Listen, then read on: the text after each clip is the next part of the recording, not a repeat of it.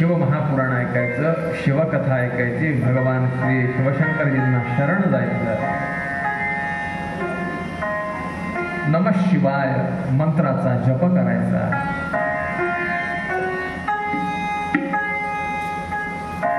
आणि म्हणून काल आपण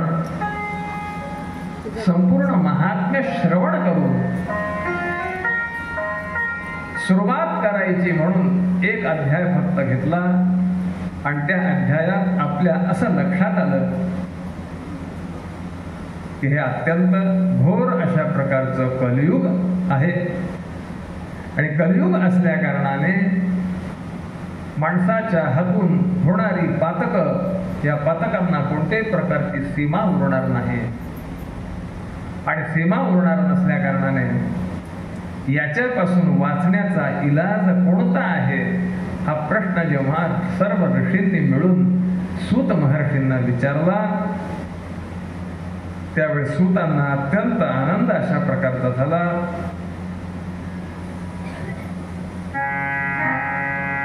एतत् शिवपुराणं हि यो भक्त्या रचयते सदा दिने दिनेष्वमेधस्य फलं प्राप्नोत्यसं. खरोखर म्हणतात शिवमहापुराण चालू असताना आपण जर ते ऐकलं तर खरोखर त्याचं फल किती आणि कशा पद्धतीचं आहे हे सुद्धा सांगता येणं अवघड आहे. इतकं दिव्य अशा प्रकारचं फल शास्त्रकारांनी शिवमहापुराणाचं सांगितलेलं आहे. जो दररोज शिवमहापुराणाचं पठण श्रवण करतो पातकापासूनची मुक्ती त्याला प्राप्त होते.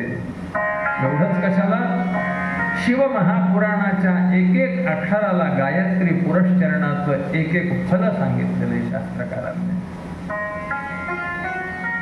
दररोज जर झालं नाही निदान चतुर्दशीच्या दिवशी का होईना, उपोषितश्चतुर्दश्यां रात्रौ जागरणान्वितः यः पठेत् श्रूयात् पापी तस्य पुण्यं वदाम्यहम्. चतुर्दशीच्या दिवशी रात्री जागरण करून शिवमहापुराणाचा जे लोक पाठ करतात त्यांना दिव्य अशा प्रकारचं स्थान प्राप्त होतं म्हणून सांगितलं.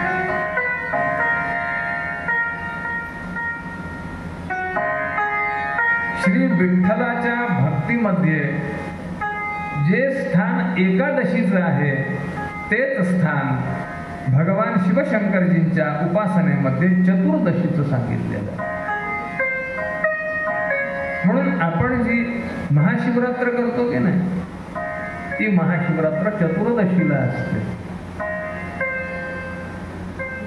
जसं मोठी एकादशी असते तशी आपण करतो ती महाशिवरात्र आहे. पण दररोज दर महिन्यातल्या जशा एकादशा असतात तशाच चतुर्दशा ज्या आहेत त्या दर महिन्यात पण असतात. जे शिवनामाचे उपासक आहेत, शिवशंकरजींना मानणारे आहेत, शिवशंकरजींची उपासना ज्यांनी घेतलेली आहे परंपरेने ती लोक चतुर्दशीचा उपवास त्या ठिकाणी करतात. आणि शास्त्रकार सांगतात की खरोखर चतुर्दशीच्या दिवशी उपवास करून शिवशंकरजींच्या भजनामध्ये मनुष्य तल्लीन जर झाला तर त्याला अत्यंत श्रेष्ठ अशा प्रकारचं स्थान प्राप्त होतं. यात एकंदरीत 7 संहिता सांगितलेल्या आहेत. काल मी आपल्याला सांगितलेलं होतं त्याप्रमाणे म्हणतात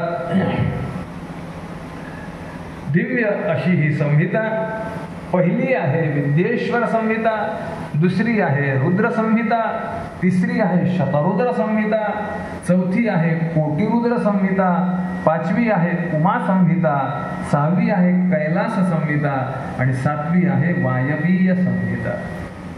संहिता याचा अर्थ भाग. 7 भागांमध्ये हे शिवमहापुराण विभागल्या गेलेलं आहे. या प्रत्येक संहितेमध्ये वेगळी वेगळी अध्याय आहेत. अध्याय सुद्धा एक प्रकारचा विभाग आहे. आणि या अध्यायामध्ये श्लोक अशा प्रकारचे दिलेले आहेत. अशा तऱ्हेने श्लोक, अध्याय आणि संहिता अशा 3 पद्धतीने या शिवमहापुराणाचा विभाग केलेला आपल्याला आढळून येईल. आणि म्हणून काल आपण ऐकलेलं होतं 464 अध्याय आहेत, 7 संहिता आहेत आणि 24,000 श्लोक आहेत याच्यामध्ये. असं एकंदरीत दिव्य अशा प्रकारचं हे शिवमहापुराण यांनी सांगितल्यानंतर व्यास म्हणतात की असं जर असेल तर हे भगवन कृपा करा आणि आम्हाला ते सुंदर शिवपुराण जे आहे ते त्या ठिकाणी सांगा.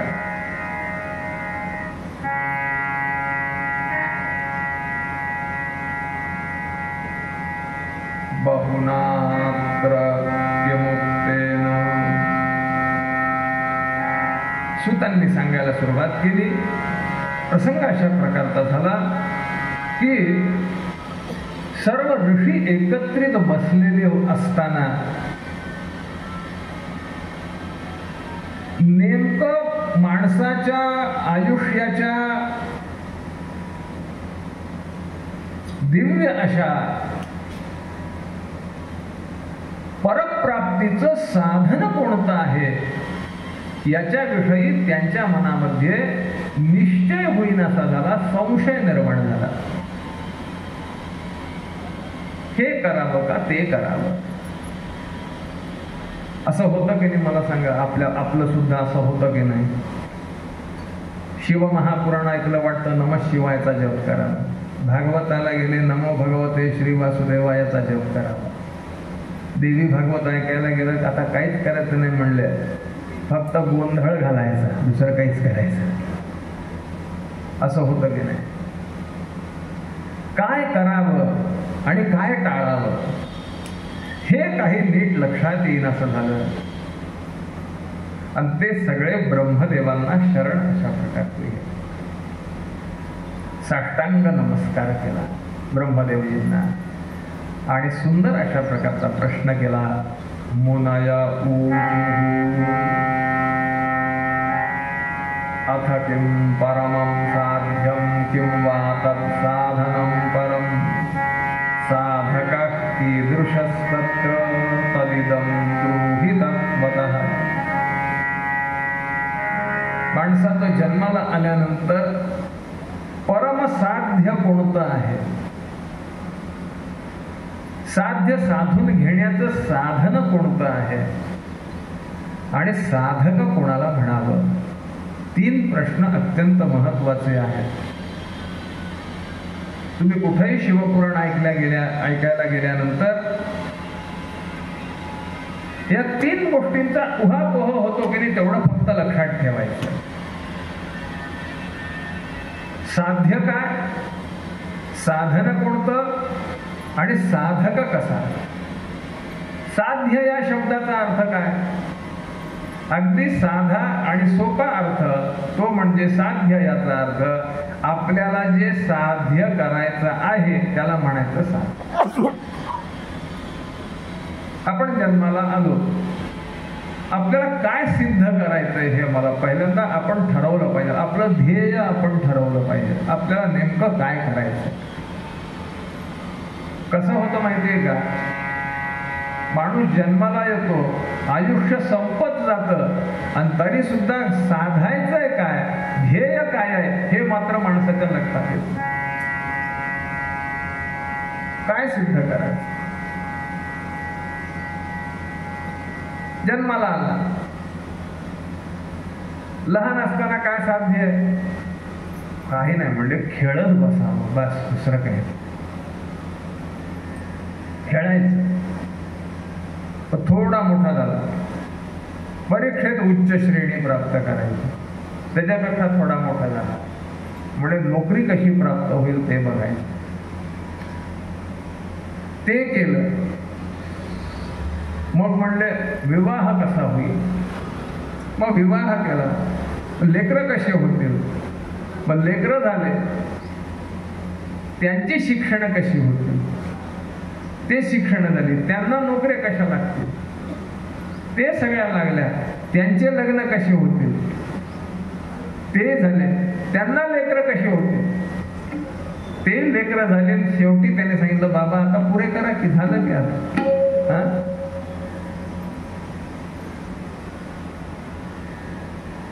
सक्तीची रिटायरमेंट. मग तो सांगतो आई बाबा शेजारच्या राम मंदिरामध्ये शिवपुराण लागलंय, जा की. आमच्या इथं परवा काय झालं, नवीन लग्न झालेली सुनबाई देवाला दररोज येऊन नवस करायचे की देवळात भागवत लागू दे. पुजाऱ्यांनी एकदा ऐकलं, दोनदा ऐकलं, तीनदा ऐकलं. त्याला आश्चर्य वाटलं. म्हणजे नवीन लग्न झालेली पोरगी, कॉलेज झालेली, नोकरी करणारी, एवढी धार्मिक.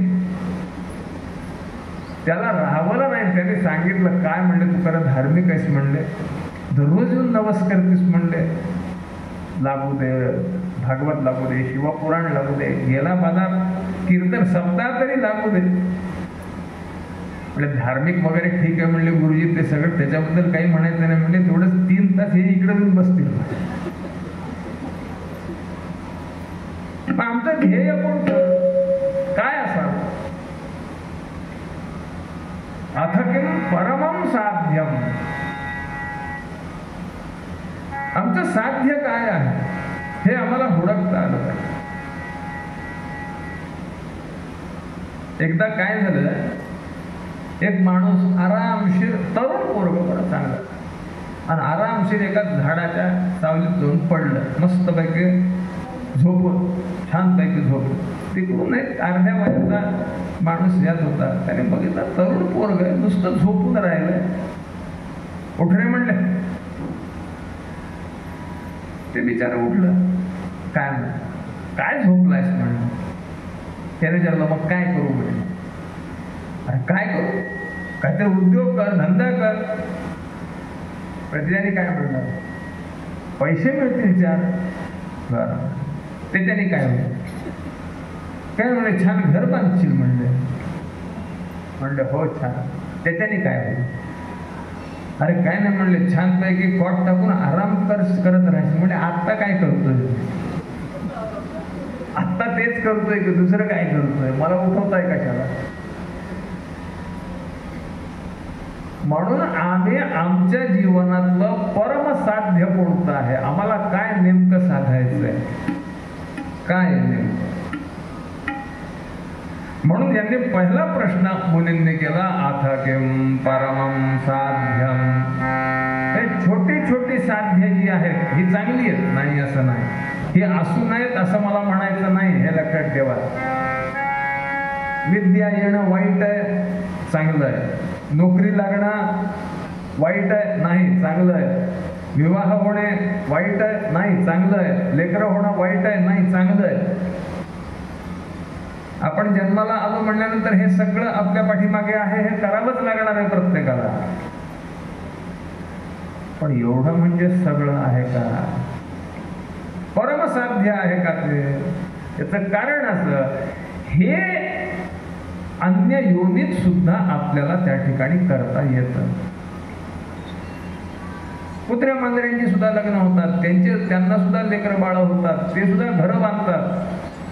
मी तर तुम्हाला सांगतो, आपलं घर बांधण्यासाठी आपल्याला कॉलेजमध्ये प्रवेश घ्यावा लागतो, पैसे द्यावे लागतात, तेव्हा कुठं आपण घर बांधतो. सुगरिणी नावाची जी पक्षी असती, तिला कुठे ती कुठले ऍडमिशन घेत नाही, कुठं शिकत नाही, काही नाही, असं सुंदर घर बांधते की बस.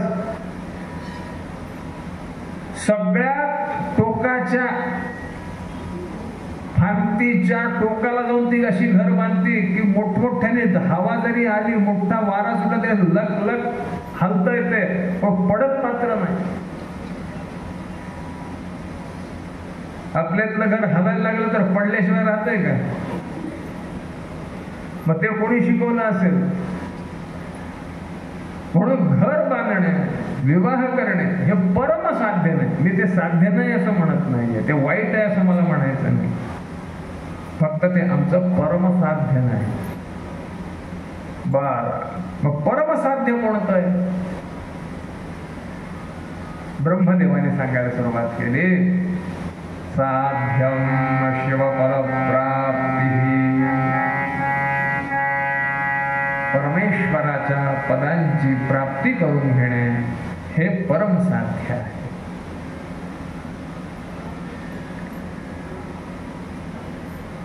गीता आपल्यापैकी अनेकांना पाठ असेल. यद्गत्वा न निवर्तन्ते तद्धाम परमं मम. जिथं गेल्यानंतर पुन्हा आपल्याला वापस यावं लागतं कामा नये. जे प्राप्त झाल्यानंतर आपल्याला पुन्हा काहीतरी मिळवायचं आहे असं वाटतं कामा नये. असं एकच आहे, ते म्हणजे भगवंताचं असतं. आणि मी तुम्हाला सांगतो, आपला सगळा जो प्रयत्न चाललेला असतो ना, तो हाच प्रयत्न चाललेला असतो. बरं, मी नेहमी दृष्टांत देत असतो. सुंदर छानपैकी शिक्षण झालं, आता नोकरीसाठी ऍप्लिकेशन दिलं आणि 2 कॉल आले. नीट ऐका, 2 कॉल आले. एक कॉल होता सरकारी नोकरीचा आणि एक कॉल होता खाजगी नोकरीचा. खाजगी नोकरीचा कॉल 1 लाख रुपयाचा होता आणि सरकारी नोकरीचा तो फक्त 70,000चाच होता. माणूस कोणता कॉल स्वीकार करेल, 1 लाखाचा का 70,000चा? 70,000चा. काय म्हणलं?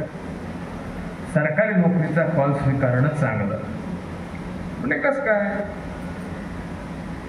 तिथं पैसे जास्त आहेत, इथं कमी आहेत. त्याने सांगितलं, पैसे कमी जरी असले तरी सरकारी नोकरी आहे,